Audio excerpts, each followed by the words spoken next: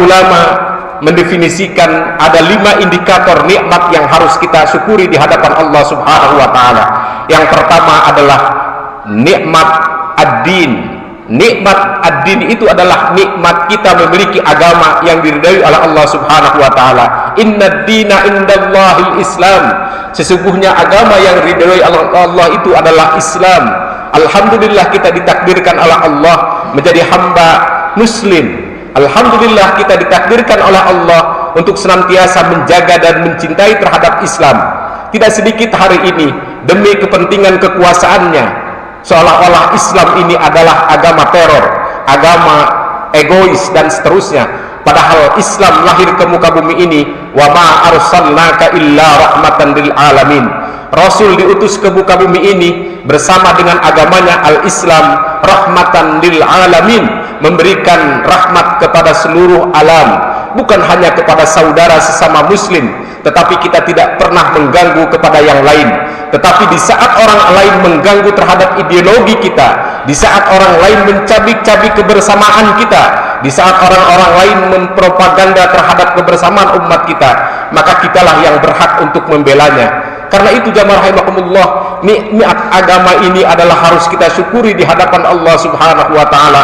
Alhamdulillah, dengan pandemi 4 bulan kita jalani, alhamdulillah dengan kita nikmat beragama di hadapan Allah, sehingga kita tidak tergoyahkan untuk menunaikan kewajiban kita di hadapan Allah Subhanahu wa taala. Mudah-mudahan perlahan kita hidup seperti biasa kala atau seperti biasa yang kita lakukan. Kita merapatkan barisan kita bersama-sama sholat berjamaah bersama keluarga kita, bersama masyarakat kita, dan akhirnya mudah-mudahan agama yang agung yang diridhai oleh Allah Subhanahu wa taala sebagai rujukan bahwa kita dicintai oleh Allah Subhanahu wa taala.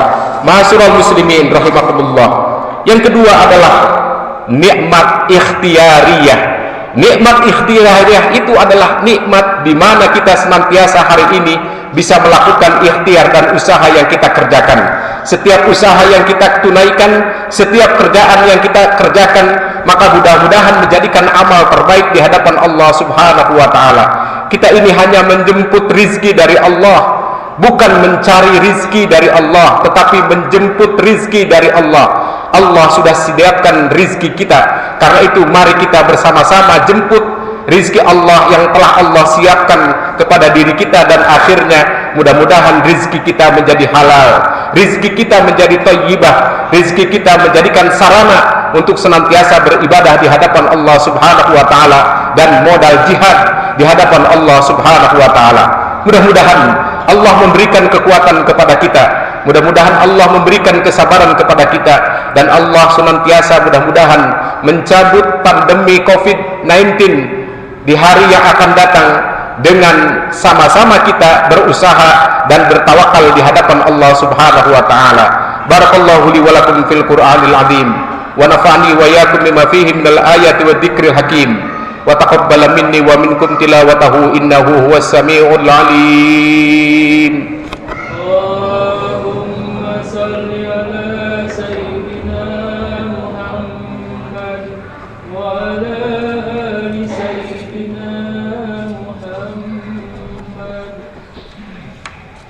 Alhamdulillah, alhamdulillah wa kafa, asyhadu an la ilaha illallah wahdahu la syarikalah wa asyhadu anna Muhammadan abduhu wa rasuluh.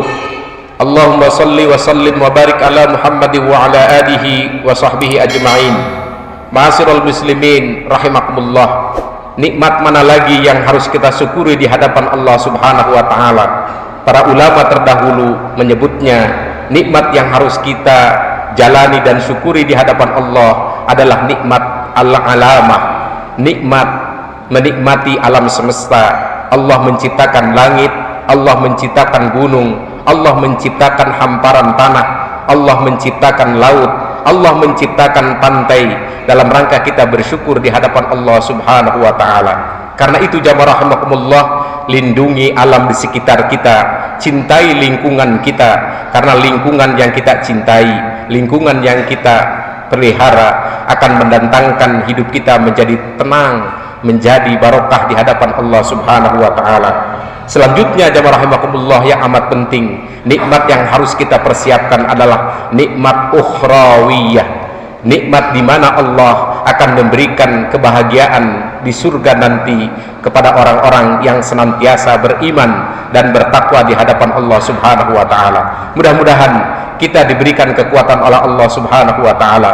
Kita ini sadar bahwa kita adalah hamba yang lemah tanpa kekuatan dari Allah. Kita ini adalah hamba yang bodoh tanpa ilmu dari Allah. Karena itu janganlah kita sombong di hadapan Allah. Bahkan Allah mengancam bagi orang-orang yang sombong di hadapan Allah, wala tamshi fil ardi maraha, jangan kalian berjalan di muka bumi ini ketika sombong di hadapan Allah Subhanahu wa taala. Siapa orang yang sombong di hadapan Allah? Salah satunya adalah mereka tidak pernah mensyukuri atas segala nikmat yang diamanahkan oleh Allah Subhanahu wa taala. Insyaallah kita sebagai umat yang beriman, setiap nikmat yang diberikan oleh Allah, yang kecil yang besar, kita syukuri di hadapan Allah Subhanahu wa taala. Setiap kita syukur di hadapan Allah, la azidannakum, Allah akan tambahkan, wala in kafartum inna adzabi lasyadid.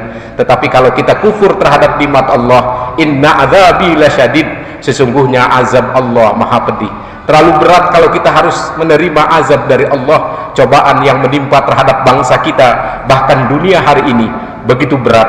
Bahkan menurut kabar, kondisi ekonomi ke depan bukan saja naik, tetapi justru makan terpuruk. Karena itu jamaah rahimahullah, ini tantangan bagi kita, bahwa kita harus mendisiplinkan diri. Kesederhanaan diajarkan oleh agama kita, dan mudah-mudahan ini gambaran kepada kita untuk tafakkur di hadapan Allah Subhanahu wa taala.